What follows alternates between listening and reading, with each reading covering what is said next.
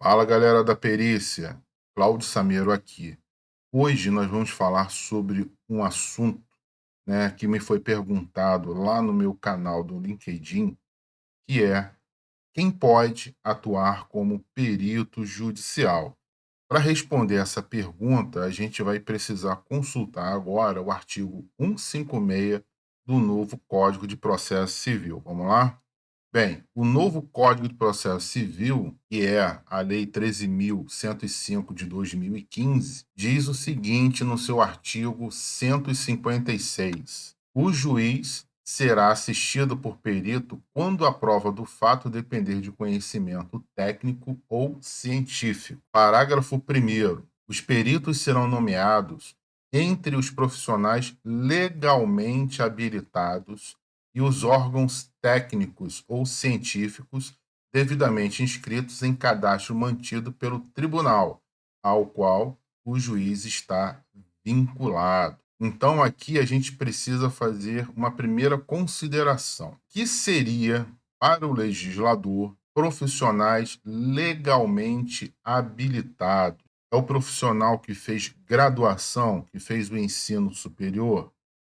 Talvez sim, talvez não.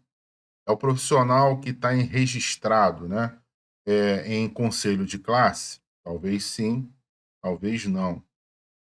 O técnico, né, pode ser perito judicial? Talvez sim, talvez não. O que vai dizer se você pode ou não pode atuar como perito judicial é a legislação.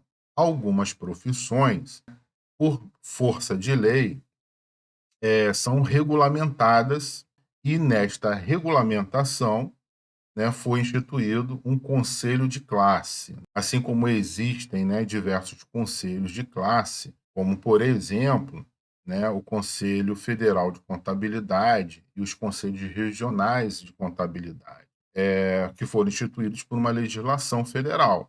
Então são autarquias, né, federais que têm como finalidade, como objetivo, né, regular, né, normatizar a profissão de contador e também fiscalizar essa profissão, né, a atuação dos contadores. Existe também o Conselho Federal, né, e regionais de administração, que possuem o mesmo objetivo.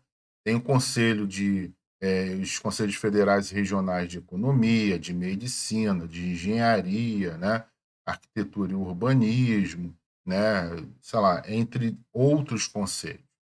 Então, todos os profissionais que atuam, né, sob digamos assim, né, a tutela, né, a fiscalização, a regulação, né, desses conselhos, estão sujeitos, né, ao que esses conselhos determinam. Então, para você ser, né, um perito contador, você precisa saber o que o Conselho Regional de Contabilidade fala sobre a atuação do contador em perícia.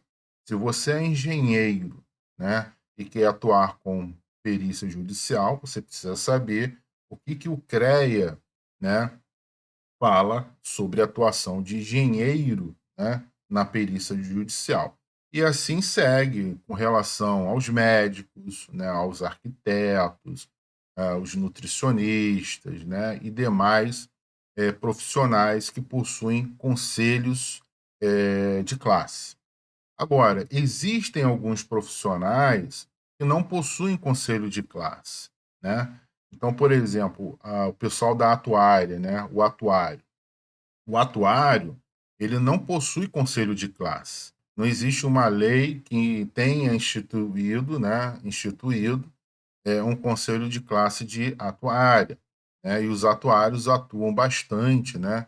Com previdência complementar, por exemplo, etc. Mas nesse caso, existem alguns órgãos, né, ou autarquias, né, federais que normatizam a atuação, né, de previdência, né, como, por exemplo, a SUSEP. Então, quem é de atuária precisa olhar para os órgãos que normatizam, né, a profissão digamos assim, em determinados aspectos da atuação da atuária. Outras profissões, né, que sejam regulamentadas por lei, talvez não tenham um conselho de classe, mas nesse caso esses profissionais precisam, né, conhecer a legislação que trata da sua profissão para saber se pode ou não atuar como perito. Com relação à formação de graduação, alguns peritos podem ser técnicos, outros devem ser graduados, né, em nível superior. Então, quando você fala de perícia médica, o perito ele necessariamente precisa ser médico, né, graduado e registrado no Conselho Regional de Medicina. O contador, para ser perito, ele precisa ser graduado, né, ser bacharel em ciências contábeis e estar registrado no Conselho Regional de Contabilidade do seu estado, da sua região de atuação. No caso, por exemplo, do Conselho Regional de Contabilidade, não existe, né, a permissão, na verdade, acho que nunca houve a permissão para que o técnico, né, em contabilidade pudesse atuar com perícia judicial, apesar dele poder assinar o balanço, sei lá, de uma estatal, de uma Petrobras, de uma grande empresa, né?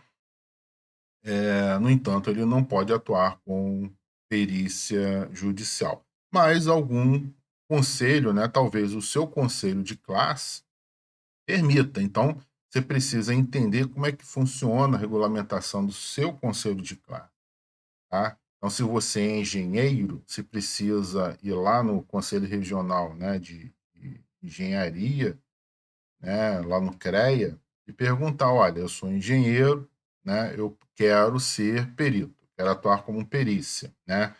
Basicamente na área de engenharia, né? Aí eles vão dizer: olha, de acordo aqui com as normas, etc e tal, né, que você pode ler na norma número tal, né, as condições para ser, né, para o engenheiro ser perito em engenharia são essas aqui, tá? Então isso vai depender muito, né, de qual conselho, né, você está vinculado, de qual a sua profissão.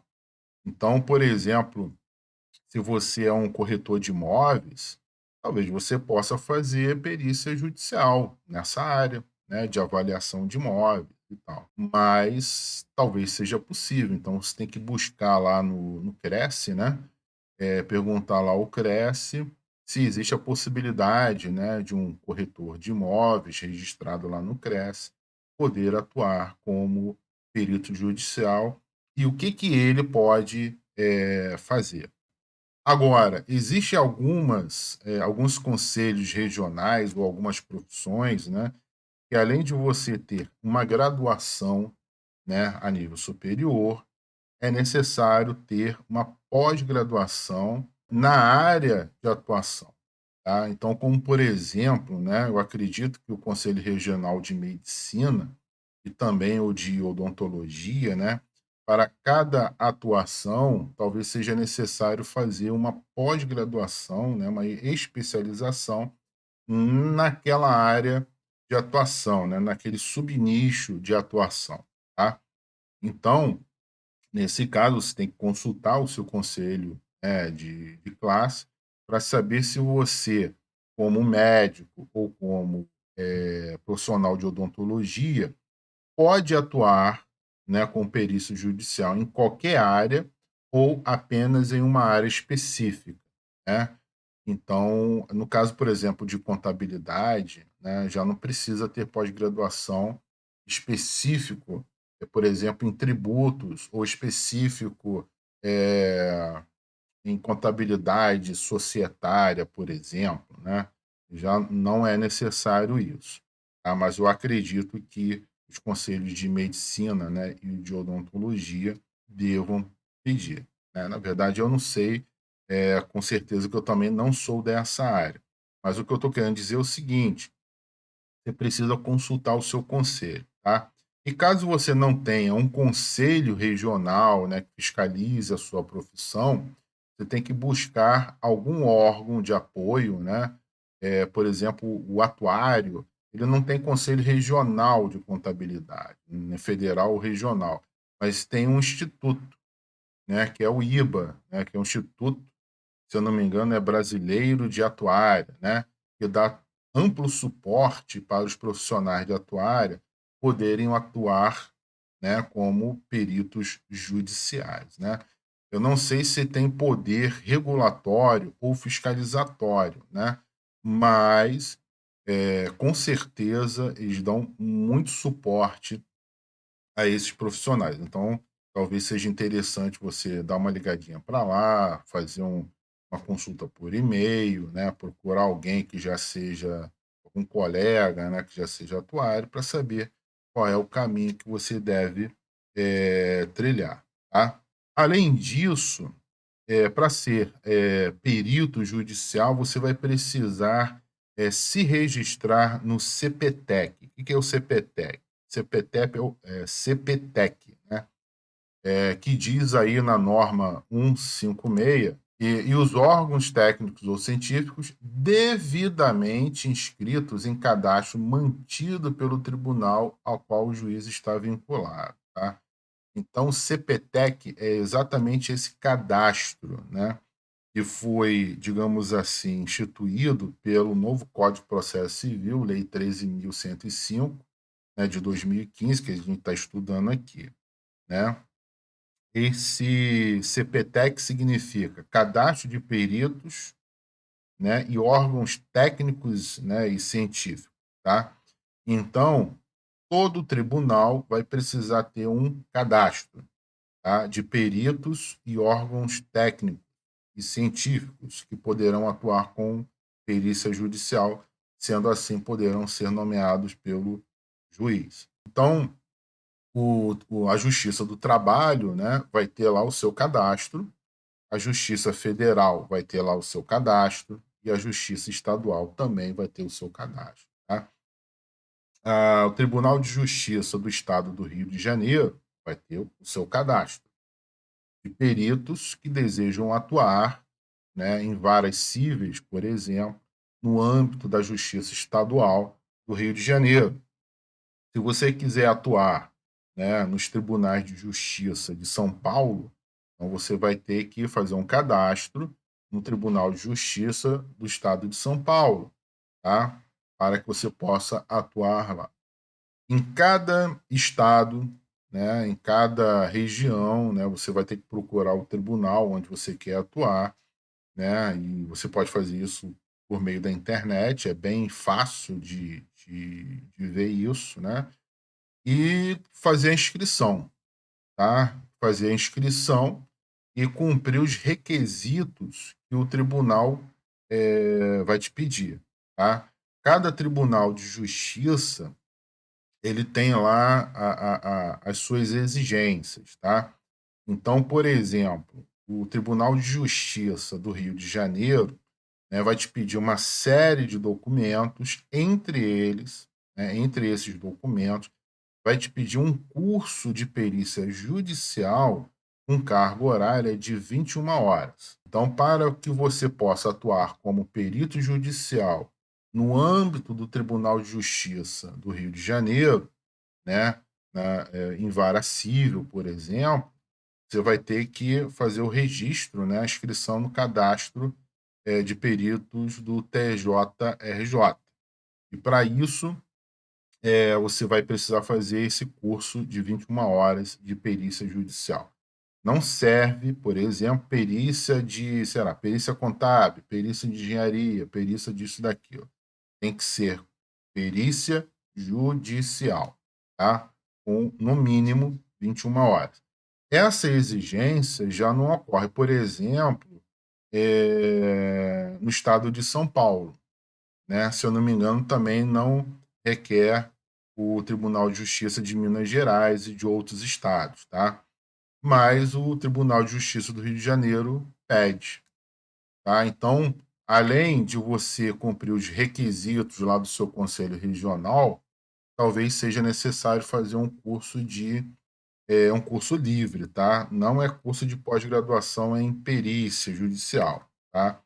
Eu desconheço algum tribunal, se você souber, deixa aqui nos comentários, tá? Para nos ajudar a entender um pouco melhor como funciona aí, na sua região, tá? Mas eu desconheço que algum, tribunal de justiça peça, né, ou exija que você tenha uma pós-graduação em perícia judicial, por exemplo. E falar nisso, né, eu acho que você tem que ter bastante cuidado na hora de fazer uma pós-graduação, né, que tenha lá no título, né, perícia judicial, tá? Dá uma olhadinha na ementa desse curso, verifica se a espinha dorsal desse curso realmente te leva a se tornar um perito judicial, né?